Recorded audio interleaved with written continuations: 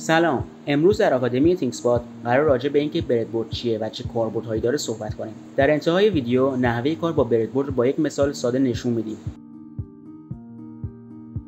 به این بردهای الکتریکی بردبورد میگن که معمولا برای ساخت نمونه‌های آزمایشی و پروتوتایپ استفاده میشن. بهشون بردهای بدون لحیم هم گفته میشه، چون نیازی نیست برای یک تست ساده قطعات روی برد لحیم کنید. بردبوردها در سایزها و انواع مختلفی تولید میشن که میتونید نسبت به ماهیت پروژهتون سایز مناسب رو انتخاب کنید. بعضی از بردبوردها رو میشه به هم متصل کرد و نمونه‌های بزرگتری ساخت.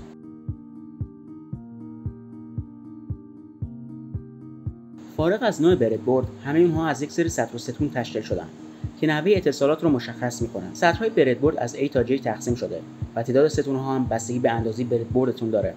در دو سمت کناری بردبوردها دو ریل مثبت و منفی میبینید که با خطهای قرمز و آبی مشخص شدن. به این ریل ها اصطلاحاً باس یا ریل قدرت هم گفته میشه که برای اتصال به منبع برق استفاده میشن. برای اشاره به یک خونه خاص اول اسم سطر اون و بعد شماره ستونش رو میگیم. مثلا این خونه شماره G10 هست. بعضی از بردبوردهای کوچیک مثل این اصلا ریل های قدرت ندارن. در بعضی از بردبوردها این خطهای مثبت و منفی به صورت پیوسته هستند و در بعضی هاشون از وسط نصف شده. در این مدل بردبوردها میتونید پروژه‌هایی با ولتاژهای مختلف انجام بدید. حالا که صحبت از اتصال شد، ببینیم کدوم قسمت‌های بردبورد به هم متصل هستند. در هر ستون 5 محل اتصال وجود داره و تمامی خونه‌های هر ستون به همدیگه متصل هستند. اما خونه‌هایی که در ستون‌های مختلف هستند به هم متصل نیستند. خونه‌های هر ریل مثبت و منفی بردبورد هم به همدیگه متصلن. برای درک بهتر این اتصالات، بهتر نگاهی به داخل بردبورد بندازیم. در پشت بردبوردها یک لایه چسب وجود داره که اگر اون رو جدا کنید، یک سری نوار فلزی می‌بینید که خارج از بردبورد به این شکل هستند. طراحی این نوارهای فلزی به شکلیه که بدون نیاز به لحیم‌کاری قطعه رو نگه می‌دارن. برای همینه که بین سوراخ‌های یک ستون در بردبورد اتصال الکتریکی برقراره.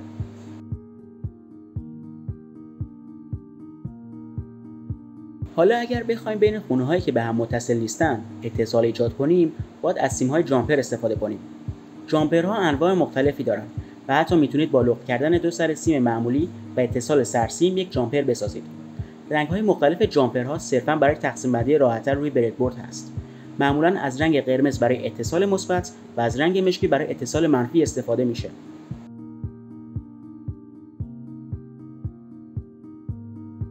حالا وقتش چیزهایی که یاد گرفتیم رو با یک تست ساده امتحان کنیم. برای روشن کردن یک LED با بردبورد نیاز به LED، مقاومت، یک منبع تامین قدرت و جامپر داریم. ما برای تامین برق این پروژه از یک باتری استفاده کردیم. سیم مثبت و منفی باتری رو به ریل‌های مثبت و منفی بردبورد وصل می‌کنیم. برای اتصال LED باید به پایه‌های اون دقت کنید. پایه بلندتر LED باید به ریل مثبت و پایه کوتاه‌تر باید به ریل منفی وصل بشه. بعد یک سر مقاومت رو داخل سوراخی می‌ذاریم که در ستون پایه منفی LED هست تا اتصال بینشون برقرار بشه. و سر دیگر مقاومت رو به سطر منفی باس وصل می‌کنیم. حالا برای سمت مثبت از یک جامپر استفاده می‌کنیم. یک سر جامپر رو به سطر مثبت ریل قدرت و سر دیگر اون رو به سوراخی در ستون پایه مثبت LED قرار میدیم.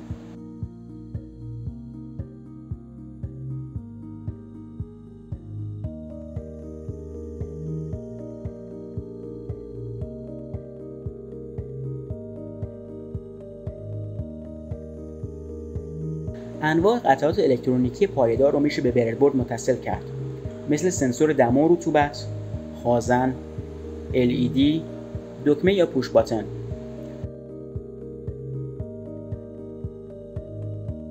شاید براتون سوال پیش بیاد که این فضای خالی بین بردبورد چیه؟ قطعاتی مثل چیپ‌های IC که دو ردیف پین دارن رو میشه با استفاده از این فضا به راحتی روی بردبورد نصب کرد. اما قطعاتی مثل خازن SMD که پایه میله‌ای ندارن رو نمیشه به بردبورد وصل کرد. و در آخر چرا بهش میگیم بردبورد؟ چون قبلا برای ساخت پروژه‌های الکتریکی مقدماتی از تخته‌های چوبی نون یا همون بردبورد استفاده می‌کردن و قطعات رو با میخ روی اون می‌چسبوندن. خدا رو شکر که فناوری هر روز در حال پیشرفته، مگه نه؟ اگر دوست دارید انجام پروژه‌های مختلف با بردبورد رو یاد بگیرید، به صفحه آکادمی سر بزنید.